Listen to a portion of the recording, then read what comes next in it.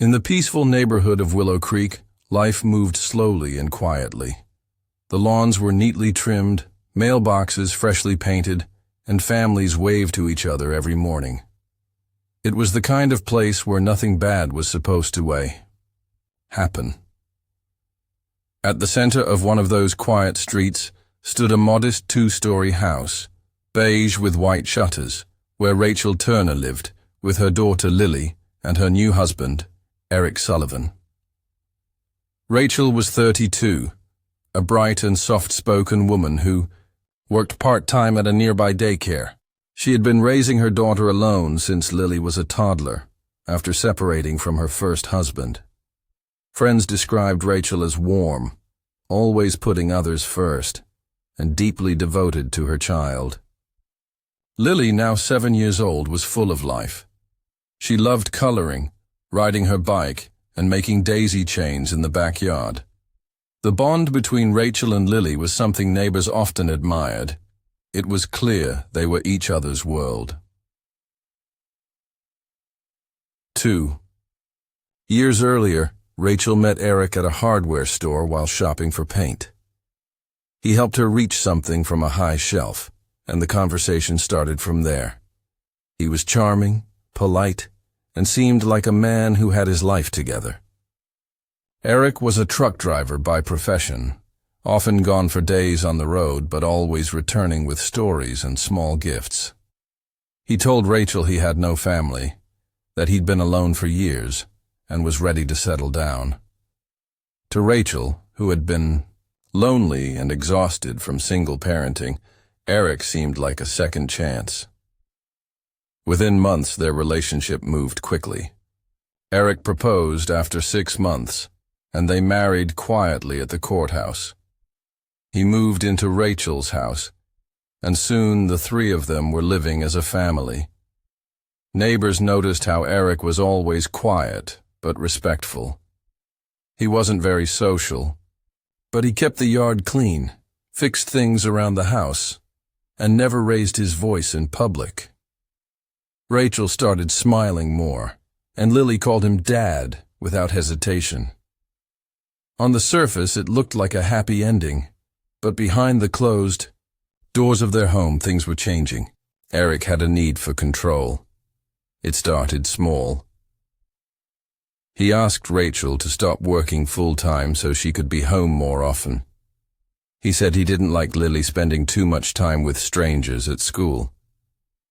He wanted dinner at specific times and started managing their finances, saying Rachel was bad with money.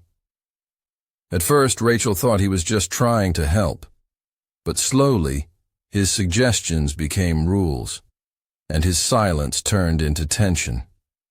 Rachel's friends began to see less of her. She stopped replying to texts, stopped coming to Sunday brunches. When someone asked, she always had an excuse.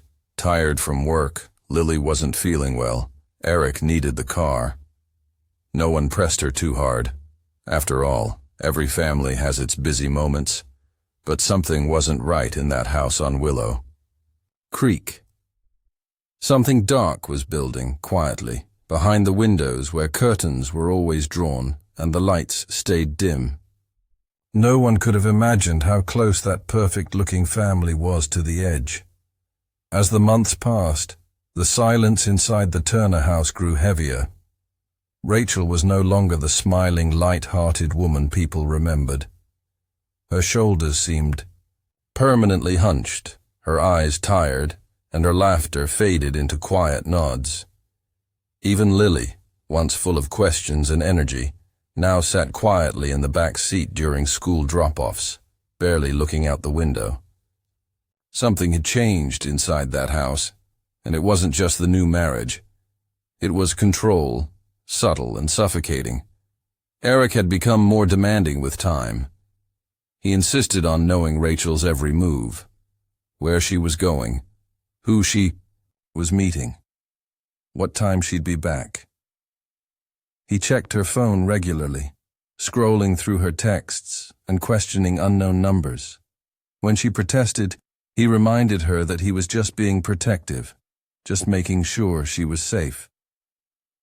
But Rachel knew deep down that this wasn't love. It was surveillance. It was power. One day, Rachel's best friend Amanda dropped by unannounced. They had been inseparable since college, and Amanda had grown worried after weeks of no contact. When Rachel opened the door, Amanda was shocked. There were faint bruises on her arm, a cut healing near her eyebrow. Rachel smiled nervously and brushed it off. She had slipped in the bathroom, she said. Nothing serious. Amanda wanted to push further, but Rachel's eyes said not now. Eric was home and he was watching from the living room, silent and still. Eric had also installed security cameras throughout the house, claiming they were for protection while he was away on long drives. But the placement of the cameras, in the kitchen, the hallway, even the bedroom, made it clear that he wasn't protecting them from the outside world. He was watching Rachel, watching everything. Rachel's phone usage became limited. Eric had added a second lock screen only. He knew the password too. He said he was organizing apps for her, helping her stay focused. But in truth, he wanted to isolate her. He took over paying the bills, managing the bank account, and even restricted her access to Lily's school portal, claiming he could handle all that stuff. Lily's behavior began to shift too. Once talkative in class, she now drew pictures of people with sad faces and dark clouds. Her teachers tried to speak with Rachel, but parent-teacher meetings were always cancelled last minute, or Eric would attend alone, saying Rachel was resting. Inside the house, Rachel had started making secret plans. She hid money in a cereal box, collected documents in a folder under the bed, and began searching for apartments on a borrowed phone from a co-worker. She knew she had to get out, but she was terrified. Eric had become unpredictable, sometimes distant, sometimes intense. He didn't hit her often, but his words left deeper scars. The fear in Rachel's eyes was growing every day, and the time to escape was running out.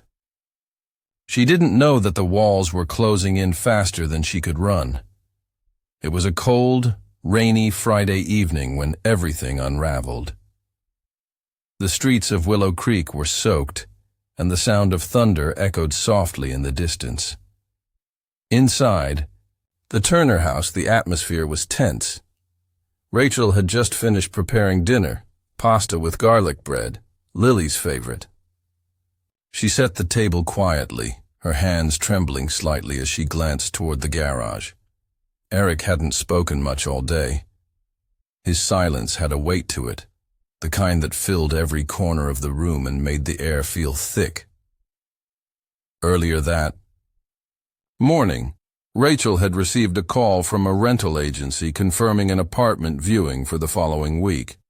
The call had come through on the second phone she had hidden in the laundry basket. She was careful, always checking if Eric was nearby. But somehow something must have slipped. A forgotten tab on the computer, a missed call, a text notification. She didn't know exactly how, but Eric had found out. At around 7 p.m., after dinner was placed on the table, Eric came inside from the garage. He was calm, eerily calm. His boots were wet, and his jacket smelled of motor oil and rain. He washed his hands at the sink and dried them slowly, never taking his eyes off Rachel. She felt her chest tighten. Lily sat cross-legged on the couch, humming to herself and watching a cartoon. The sound of the TV was soft, almost drowned by the storm outside. Eric sat down at the table and began eating without saying a word. Rachel tried to act normal, asking Lily if she wanted more juice, trying to keep her voice steady. She avoided eye contact with Eric. The silence stretched on for minutes. Then, without warning, Eric stood up and walked back to the garage. Rachel froze. Something in her gut told her this was not right. She looked at Lily, who was still glued to the screen, oblivious to the tension. Rachel whispered to herself to stay calm. She reached for her phone, only to remember Eric had taken it days ago. Her secret phone was still hidden upstairs. The door creaked open again. Eric stepped back in, holding a large kitchen knife in his hand. His expression was blank. Rachel stepped backward, knocking over a chair. Panic gripped her chest. She opened her mouth to scream, but only managed a short gasp before Eric lunged. The first stab hit her shoulder as she turned to run. She fell to the floor, crashing into the dining table. The knife came down again, into her back, her arms, her side. She tried to crawl, tried to fight back, but Eric was relentless. Over and over, he drove the knife into her body. Blood pooled across the floor, mixing with spilled juice and shattered glass. Lily stood still near the hallway, frozen in place, her small hands holding a toy. Her wide eyes watched every moment in silence. No sound came from her. No cry. No scream, just quiet, as her world was torn apart in front of her. After the stabbing, time seemed to stop inside the Turner house. Rachel's body lay motionless on the floor, her blood spreading slowly across the wooden tiles. The television still played cheerful music in the background, completely out of place in the nightmarish scene that had just unfolded. Eric stood over her, breathing heavily, his hands trembling and drenched in red. His shirt was soaked, his face splattered, but his eyes were empty. No shock, no regret, just a chilling stillness. He looked over at Lily, who hadn't moved. She stood in the same spot near the hallway, holding her stuffed rabbit tightly to her chest. Her lips were slightly parted, but she said nothing. Her eyes were locked on her mother's lifeless form, yet her expression remained unreadable. Whether she understood what had happened, no one could say. But she had seen everything. Eric slowly walked to the sink, rinsed the knife under cold water, and wiped it with a towel. He then placed it neatly on the counter and sat down on the couch next to Lily. She flinched slightly but still didn't speak. Eric stared ahead at the flickering TV screen as though nothing had happened. Minutes turned into hours. No words were exchanged. No cries filled the air. Only the faint sound of rain tapping against the windows and the television's laughter echoed through the house. Outside, the sky turned darker and the streets emptied.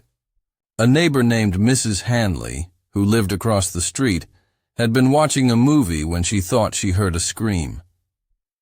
It was faint, but unusual for a street as quiet as Willow Creek. She stood by her window for a while, unsure whether to call the police. After debating with herself, she decided to dial 911, just to be safe. Around 10 p.m., 2 patrol officers arrived at the Turner house. They rang the bell once. No answer. They knocked louder. Still nothing. The front porch light was on, but the inside of the house seemed too quiet. One officer walked around to the side and noticed the back door was slightly ajar. That was enough. They entered cautiously with flashlights drawn. Inside, what they found was beyond anything they had expected. Rachel's body was still on the floor, cold and lifeless. Blood had dried in dark streaks along the furniture and floorboards.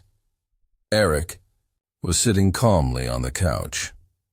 Lily was beside him, still silent, still holding her stuffed rabbit. The officers quickly secured the scene, called for backup, and took Eric into custody without resistance. He didn't speak, didn't ask questions. He just stood up and allowed himself to be handcuffed. One officer gently approached Lily, kneeling in front of her. She blinked slowly, then looked away, clutching her rabbit tighter. Lily didn't say a word during the entire transport to the hospital. She was examined by doctors and later assigned to a trauma specialist. When asked what had happened, she simply stared at the wall. Days passed before she finally whispered to the therapist, "He made Mommy go away." The news of Rachel Turner's brutal murder sent shockwaves through Willow Creek. A community known for its safety and simplicity was now the center of a horrifying crime that none could have imagined. Neighbors who once greeted Rachel warmly now stood outside her house in disbelief, watching as yellow police tape fluttered in the wind and crime scene investigators moved in and out. Candlelight vigils formed in front of the home, with flowers, teddy bears, and handwritten notes piling up on the porch. But nothing could erase the horror of what had happened inside. Eric Sullivan was charged with first-degree murder and held without bail. In court, he appeared calm and emotionless, offering no explanation for his actions. He pled not guilty, forcing the case to move toward trial. The prosecution was swift in presenting evidence: Rachel's bloodied clothing, the knife, Eric's fingerprints, and security footage from the home that he had forgotten to delete. Chillingly, the footage showed parts of the attack, capturing the moment Rachel tried to escape and Eric's violent pursuit. There was no doubt about what he had done. The only mystery left was why. As investigators dug deeper, they discovered disturbing patterns. Eric had been arrested years earlier in another state for assaulting a previous girlfriend, but was released due to lack of evidence. There were restraining orders, warning signs, and even a report from a former co-worker who once described him as dangerously controlling. Somehow, Rachel had never known. His past had remained hidden, buried behind false smiles and practiced charm. Lily, meanwhile, was placed in the custody of Rachel's sister, Melissa, who lived a few towns away. She was quiet, withdrawn, and rarely spoke. Therapists worked patiently with her, slowly helping her navigate through the trauma she had witnessed. Over time, she began expressing herself through drawings, dark, haunting images of red storms, broken hearts, and a tall shadow that hovered over a small girl. Each picture told the story she couldn't yet put into words. At trial, a child psychologist testified on Lily's behalf, stating that what she had witnessed was deeply damaging, but that with the right care, she could heal. The jury was silent as they viewed the evidence, the footage, and heard expert testimonies. It took less than 2 hours for them to reach a verdict: guilty on all counts. Eric was sentenced to life in prison without the possibility of parole. He showed no reaction as the sentence was read. No tears, no apology. Just the same cold, vacant stare he had worn since the night of the murder. Years later, the house on Willow Creek was sold and remodeled. The blood-stained floors replaced, the walls repainted, but the dark memory lingered. Some said the house felt colder, quieter, as if it remembered what had happened there. Lily, now a teenager, began to speak again. She continued therapy, found comfort in art, and slowly rebuilt her sense of safety. Though the scars remained, she held on to the memory of her mother's love. Strong, warm, and full of hope. And in her own quiet way, she promised herself one thing. What happened to her? Mother would never be forgotten.